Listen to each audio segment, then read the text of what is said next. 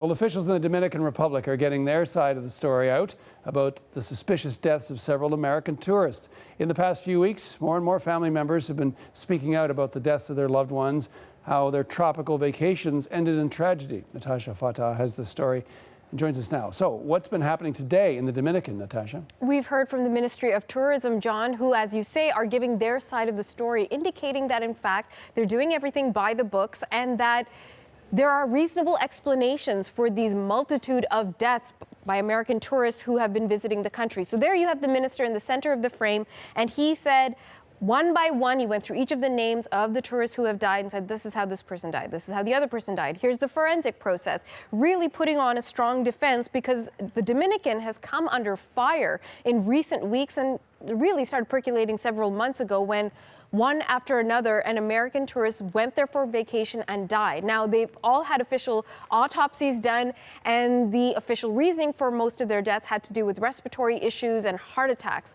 But here's where the problem comes in, because almost everyone who's come forward with their family's death story says that my loved one went to the Dominican in good health, and then there's no reason, there's no clear explanation. A heart attack doesn't make sense, or a respiratory problem doesn't make sense. We've also heard about people getting violently ill at some of these resorts. And let's bring up the list of the resorts now to show you where confirmed deaths have taken place in relation to American tourists. And there are also other locations where people have gotten very sick. And in one place, a woman, a female tourist, was severely beaten to the point of near death. So you've got all these troubling incidents, and people are wondering what the heck is going on in the Dominican. And the Dominicans are saying this stuff happens. We've got lots of tourists coming. They come all the time, all year round, from every corner of the world. These things happen from time to time, but we have the necessary security measures in place to protect all of our visitors. And the tourism minister said that this is actually a negative campaign that is being launched against the island. Who is behind the campaign? It wasn't quite clear, but he says that he needs journalists to act responsibly, and he needs Dominicans as well as foreigners to look at the facts and not necessarily the spin. As you say, a lot of people do visit, some 2.5 million Americans. A lot of Canadians do too as well, though. Any concerns from Ottawa about visiting the island?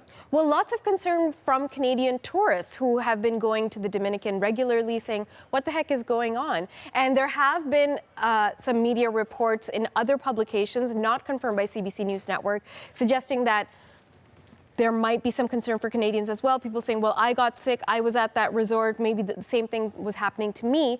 And we've reached out to Global Affairs Canada. Let's bring up part of their statement they issued today, saying, to date, Global Affairs Canada is unaware of Canadian citizens being affected at this time. The Government of Canada recommends to exercise a high degree of caution in the Dominican Republic due to the high crime rate. So again, want to point out, they say their concern is based around crime, not necessarily about health concerns or the fact that multiple American tourists have died in recent weeks. But certainly the story isn't going anywhere, John, because lots of people still have questions. Thanks, Natasha. You're welcome.